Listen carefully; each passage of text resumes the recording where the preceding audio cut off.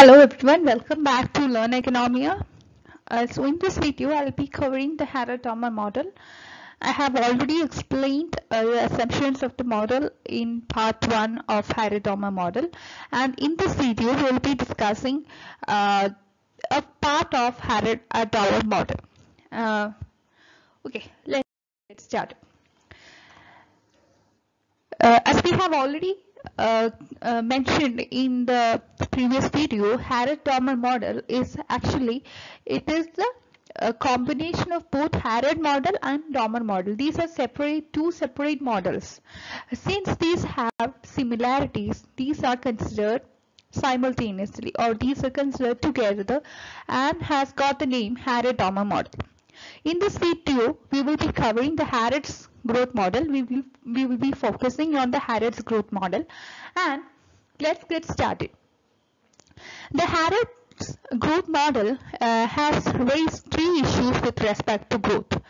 So the three issues are, the first thing is that he has a question of how can the steady growth rate be achieved for an economy with a fixed capital output ratio and fixed saving income ratio. This is the first question that he has asked. And the second question he has asked is that once the steady growth rate is attained, how can this steady growth rate can be maintained, or what are the conditions for maintaining a steady uninterrupted growth in an economy?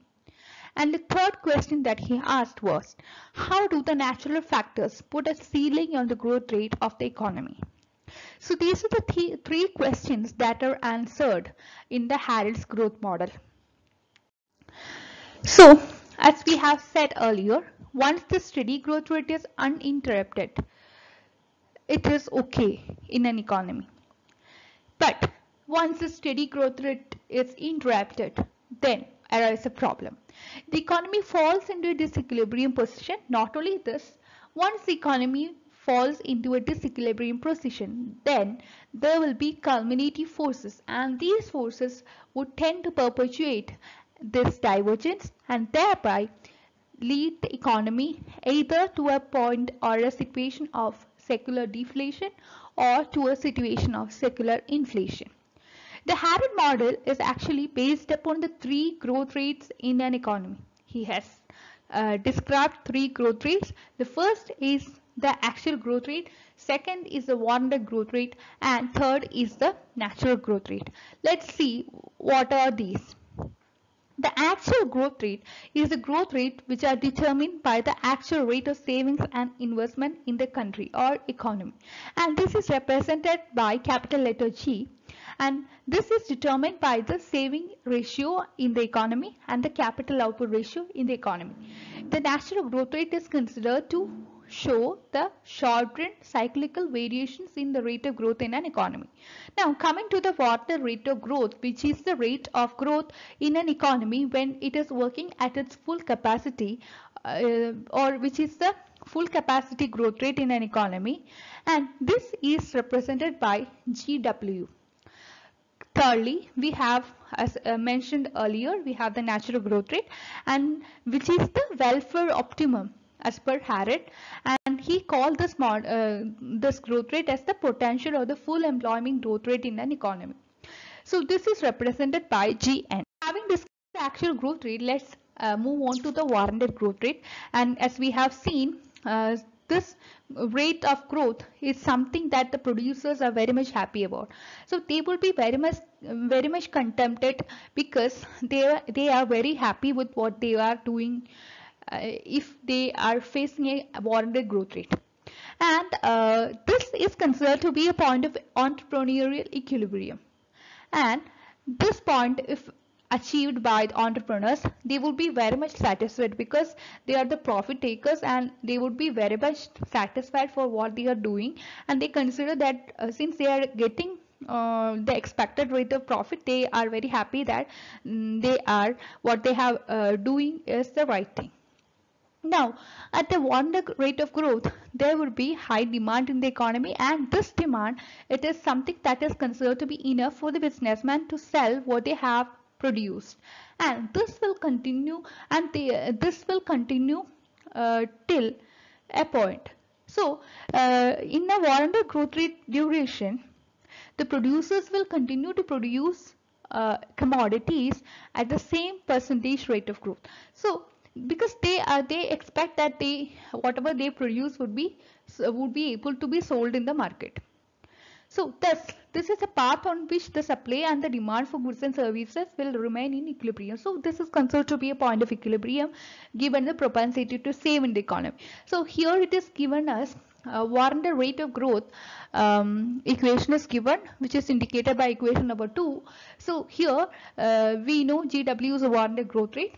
And CR, GW into CR is equal to S. Here CR is the expected or the required capital output ratio, and as we know that is saving, and here GW, the warranted growth rate or the full capacity rate of growth of income, this which will fully utilize a given capital stock or a growing capital stock, and that will satisfy the entrepreneurs with the amount of investment they have actually made. Here delta, so here it is the value of delta y by y, and CR is the capital requirements, which is denoted by the amount of capital needed to maintain the warranted rate of growth, or simply the required capital output ratio, and it is the value I by delta y or C, and S is same as in the first equation, which is S by y, is given by income. Now, the equation therefore states that if the economy is to advance at the steady rate of growth or of warranted rate of growth, then it will definitely utilize its capacity very fully. So here the income will grow at a rate of S by CR per year. That is GW is equal to S by CR. So what if income grows at a warranted growth rate? What would be the possibilities?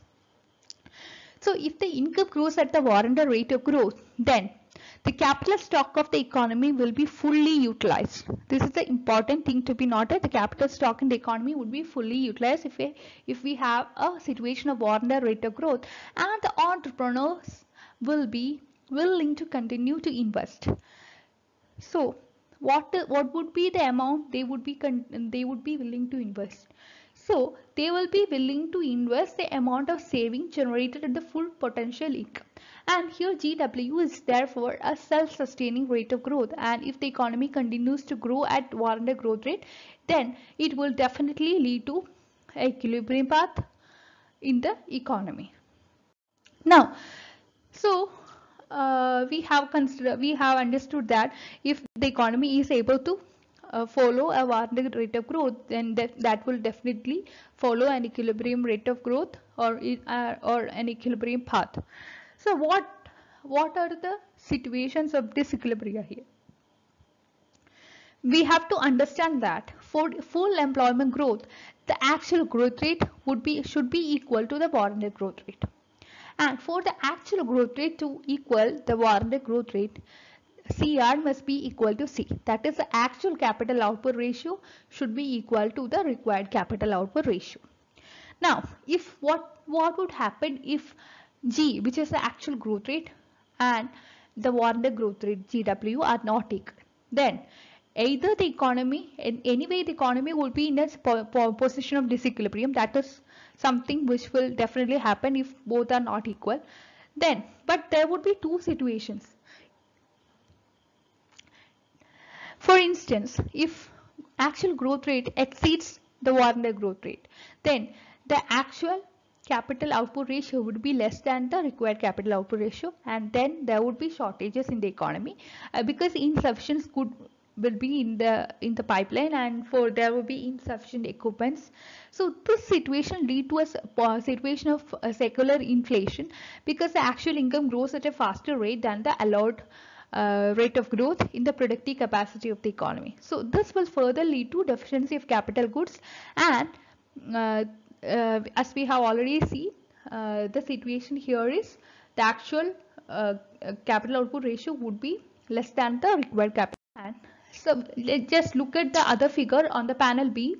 Here the actual growth rate is lesser than the warranted growth rate. Here what happens is that C is greater than CR. C is the actual capital output ratio. This is something that is greater than the required capital output ratio, which will definitely lead to a situation of secular deflation or depression in the economy, because the actual income grows more slowly than what is required in the economy, with this productive capacity leading to excess of capital goods. And this means that desired investment is something that is very much less than saving, and the aggregate demand falls short of aggregate supply. The aggregate demand would be lesser than the aggregate supply in the economy, and which will lead to fall in the output, fall in the employment, and fall in the income in the economy.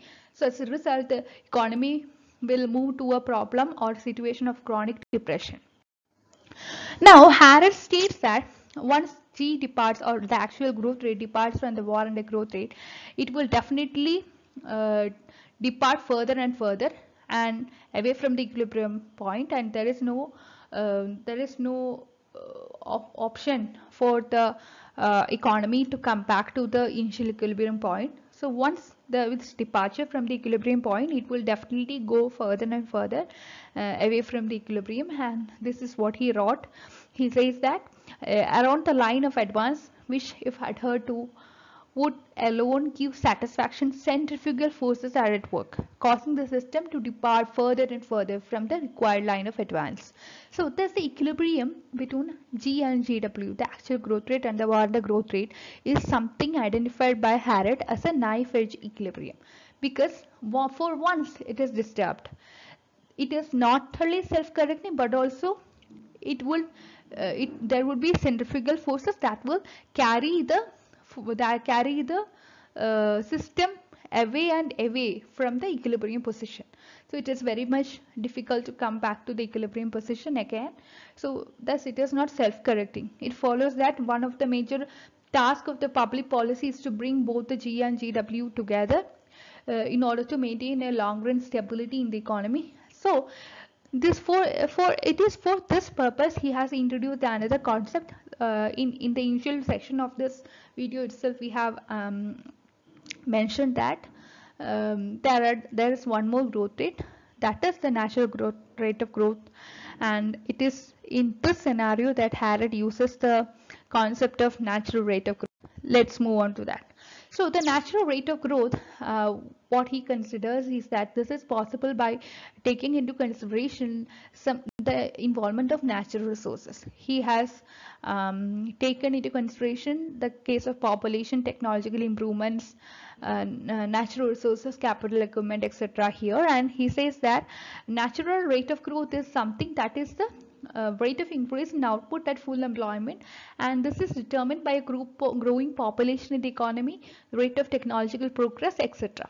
And he considers that for a full employment equilibrium in the economy, GN, GW and G would be equal. That is, natural growth rate, warranted growth rate, and the actual growth rate would be equal, and this is considered to be a knife edge balance. And for once, if there is any kind of divergence between any of this growth rate, then there would be a clear situation of secular stagnation in the economy or inflation in the economy.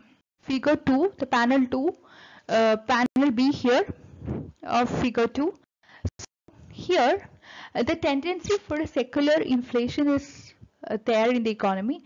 Here, the actual rate of growth, the actual capital output ratio would be lesser than the required capital output ratio, and there would be shortage of goods because the labor is plentiful. Profits are high since the desired investment is greater than the realized investment, and the businessmen have a tendency to increase their capital stock, which will definitely lead to a situation of secular inflation in the economy. Here, saving is considered to be a virtue. Rather than investing a lot in the capital equipment, or labor, it is better to hold on. Here, something is very much important is saving. So this is something that would definitely permit the warranted rate of growth to increase. Now, this instability in the Harris model is due to the rigidity of certain assumptions. I have already discussed the assumptions of both Harrod and Dommer model in my previous video. So if you have not gone through my video, the previous one, you can go through that to get a clear understanding of the assumptions of Harrod-Dommer model. And so I'll be discussing, or I'll be giving a gist of the assumptions of the model here in this video also, but if you want to get a detailed understanding of the assumptions of Harrod model, please go through that video, the earlier one. So Harrod, he had assumed, kept certain assumptions, and he had assumed that there are fixed production function, there is a fixed saving ratio, and also a fixed rate of growth of labor force. So these are some of the main assumptions that are put forward by Harrod, and this is one of the important matter by which his theory has been criticized by many economists, and many economists have attempted to reveal this in their studies as well. So they attempted to understand this kind of rigidity by permitting the capital and labor substitution in production function by making the saving ratio a function of profit rate and growth rate of labor force as a variable in the growth process aspect. So the policy implication of this model are that the saving is a virtue in any inflationary gap, and it's a vice in a deflationary gap, because in a situation of inflation you have plenty of money in your hand. So rather than spending that money which will lead to further inflation in the economy, it is better to save that money, which would definitely reduce the problem of inflation in the economy and would bring the economy to normalcy. And with respect to deflation situation, because you don't have money in your hand, in that scenario it is better to spend rather than saving, rather than go for saving. So which is very much important to pull the economy out of the problem of deflationary situation. And thus in an advanced economy, saving has to move up, or saving has to be increased, or saving has to be brought down as per the situation. So if the situation demands saving has to go up, then saving should definitely be increased, and if the situation demands saving to go down, then saving rate should definitely be reduced. So that's all for today's session. We will definitely meet with another video. There is a part 3 video of Harrod-Domar model. I'll be soon uploading that video. So thank you for watching my video. Please like, share and subscribe this channel for more videos.